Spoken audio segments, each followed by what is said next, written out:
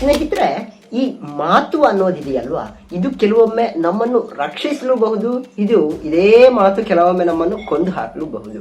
ಯಾಕಂದ್ರೆ ನಮ್ಮ ಮಾತಿಗೆ ಇರುವಂತಹ ಶಕ್ತಿಯ ಮುಂದೆ ಖಡ್ಗವು ಕೂಡ ಸೈಲೆಂಟ್ ಆಗಿ ಕುತ್ಕೊಂಡು ಬಿಡುತ್ತೆ. ಮಾತನ್ನು, ಅದಕ್ಕೆ ಒಂದು ಮಾತು ಹೇಳ್ತಾರೆ ನೋಡಿ, ಮಾತು ಆಡಿದ್ರೆ ಹೋಯ್ತು, ಮುತ್ತು ಒಡೆದ್ರೆ ಹೋಯ್ತು ಅಂತ. ಕ್ಷಣಿಕ ಮಾತು ಕೂಡ ನಮ್ಮ ಭವಿಷ್ಯವನ್ನು ನಿರ್ಧರಿಸಿ ಬಿಡುತ್ತೆ. ಇಂತಹದ್ದೇ ಒಂದು ಸುಂದರವಾದ ಕಥೆಯನ್ನು ನಿಮ್ಮ ಮುಂದೆ ನಿರೂಪಿಸಲಿಕ್ಕೆ ಬಂದಿದ್ದೇನೆ. Welcome back to my channel. ನಾನು ಸಮ್ಯಕ್ ಜೈನ್. ಸ್ನೇಹಿತರೆ, ಇದು ಒಂದು ಪುಟ್ಟದಾದಂತಹ ಕತೆ. ಒಬ್ಬ ರಾಜ ತನ್ನ ರಾಜ್ಯವನ್ನು ಆಡಳಿತ ಮಾಡ್ತಾ ಇರ್ತಾನೆ. ರಾಜ್ಯದ ಪ್ರಜೆಗಳು ಉತ್ತಮವಾಗಿರ್ಬೇಕು ಅಂತ ಒಂದಿಷ್ಟು ಕಟ್ಟುನಿಟ್ಟಿನ ಯೋಜನೆಗಳನ್ನು ತಂದು ತನ್ನ ರಾಜ್ಯವನ್ನು ಉತ್ತಮ ರೀತಿಯಲ್ಲಿ ಲೀಡ್ ಮಾಡ್ತಾ ಇರ್ತಾನೆ.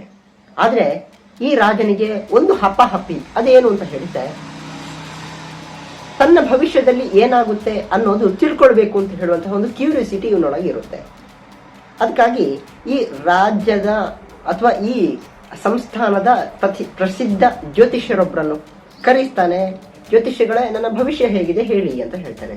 ಜ್ಯೋತಿಷ್ಯರು ಜ್ಯೋತಿಷ್ಯ ಶಾಸ್ತ್ರದ ಪ್ರಕಾರ ಅಧ್ಯಯನಗಳನ್ನು ನಡೆಸಿ ಜ್ಯೋತಿಷ್ಯರು ಹೇಳ್ತಾರೆ, ರಾಜರೇ, ನಿಮ್ಮ ಕಣ್ಣೆದುರಿಗೆ ನಿಮ್ಮ ಹೆಂಡತಿ ಮಕ್ಕಳು ಸತ್ ಹೋಗ್ತಾರೆ ಅಂತ ಹೇಳಿ ಕ್ರೂರವಾಗಿ ಇದ್ದದ್ದನ್ನು ಇದ್ದ ಹಾಗೆ ಹೇಳಿ ಬಿಡ್ತಾನಂತೆ.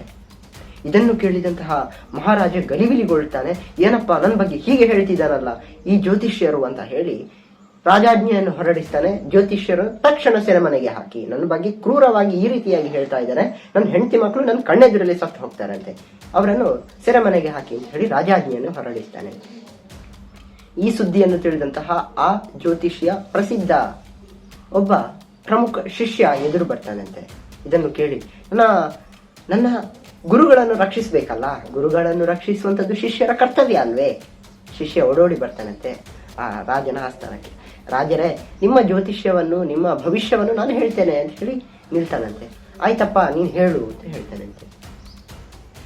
ಆ ಶಿಷ್ಯ ಸಕಲ ತಾಳೆಗಳನ್ನು ಹಾಕಿ ಅವ ಹೇಳ್ತಾನಂತೆ, ರಾಜರೇ, ನಿಮ್ಮದು ಅದೃಷ್ಟ ಚೆನ್ನಾಗಿದೆ ನೋಡಿ, ನಿಮ್ಮದು ಅದೃಷ್ಟ ಅತ್ಯಂತ ಕಡಿಮೆ ಈ ರೀತಿಯಾದಂತಹ ಜ್ಯೋತಿಷ್ಯ ಶಾಸ್ತ್ರದಲ್ಲಿ ನಮಗೆ ಸಿಗುವಂಥದ್ದು. ನೀವು ನಿಮ್ಮ ಕುಟುಂಬದಲ್ಲಿಯೇ ದೀರ್ಘಾಯುಷ್ಯವಂತರಾಗಿದ್ದೀರಿ ಅಂತ ಹೇಳುವಾಗ ಇವನಿಗೆ ತುಂಬಾ ಖುಷಿ ಆಗುತ್ತಂತೆ. ನಿನ್ಗೇನ್ ಬೇಕು ಕೇಳು ಅಂತ ಹೇಳುವಾಗ ಆ ಶಿಷ್ಯ ಹೇಳ್ತಾನಂತೆ, ನನ್ನ ಗುರುವನ್ನು ಬಿಡಿಸಿಕೊಡಿ, ನಂಗಷ್ಟೇ ಸಾಕು ಅಂತ ಹೇಳಿ ರಾಜಾಜ್ಞೆ ಹೊರಡಿಸ್ತಾನೆ. ಗುರುವನ್ನು ಬಿಡಿಸಿ ಬಿಡ್ತಾರೆ. ಗುರು ಹಾಗೂ ಶಿಷ್ಯ ಆಸ್ಥಾನದಿಂದ ನಡ್ಕೊಂಡು ಹೋಗುವಾಗ ಗುರುಗಳು ಕೇಳ್ತಾರಂತೆ, ಅಲ್ಲಪ್ಪ, ನಾನು ಹೇಳಿದ್ದು ಅದನ್ನೇ ಅಲ್ವಾ, ನನ್ನನ್ನು ಯಾಕೆ ಅವ ಸೆರೆಮನೆಗೆ ಹಾಕಿದ ಅಂತ. ಅದಕ್ಕೆ ಶಿಷ್ಯ ಹೇಳ್ತಾನಂತೆ, ಗುರುಗಳೇ, ನೀವು ಹೇಳಿದ್ದು ನಾನು ಹೇಳಿದ್ದು ಒಂದೇ ಮಾತನ್ನು. ನೀವು ಹೇಳಿದ್ರಿ ಹೆಂಡತಿ ಮಕ್ಕಳು ಅವನ ಕಣ್ಣೆದುರಲ್ಲಿ ಸತ್ತು ಹೋಗ್ತಾರೆ ಅಂತ ಹೇಳಿ, ಅಂದ್ರೆ ಅಲ್ಲಿ ಕೊನೆಯದಾಗಿ ಸಾಯುವಂಥದ್ದು ಯಾರು? ರಾಜ. ಅದೇ ಮಾತನ್ನು ನಾನು ಹೇಳಿದ್ದೆ, ನೀವು ದೀರ್ಘಾಯುಷ್ಯವಂತರಾಗ್ತೀರಿ ಅಂತ ಹೇಳಿ. ಅದರ ಅರ್ಥ ನಿಮ್ಮ ಕಣ್ಣೆದುರಿಗೆ ನಿಮ್ಮ ಹೆಂಡತಿ ಮಕ್ಕಳು ಮೊದಲು ಸತ್ತು ಹೋಗ್ತಾರೆ, ನೀವು ನಂತರ ಸಾಯುವಂಥದ್ದು ಅಂತ. ನಾವು ಹೇಳಿರುವಂತಹ ವಿಚಾರಗಳು ಒಂದೇ, ಆದರೆ ಹೇಳಿರುವಂತಹ ರೀತಿ ನೀತಿಗಳು ಬೇರೆ. ಹೀಗೆ ಆಡುವ ಮಾತುಗಳ ಮೇಲೆ ನಾವು ಇಡುವಂತಹ ಶ್ರದ್ಧೆ ನಮ್ಮ ಇಡೀ ಭವಿಷ್ಯವನ್ನೇ ನಿರ್ಧರಿಸಿ ಬಿಡುತ್ತೆ. ಆಡುವ ಮಾತಿನ ಮೇಲೆ ಕೊಂಚ ಹಿಡಿತವಿರಲಿ ಅಂತ ಹೇಳ್ತಾ ಮತ್ತೊಂದು ಇಂಟ್ರೆಸ್ಟಿಂಗ್ ಸಂಚಿಕೆ ಮೂಲಕ ನಾವು ಭೇಟಿಯಾಗೋಣ. ನಮಸ್ಕಾರ.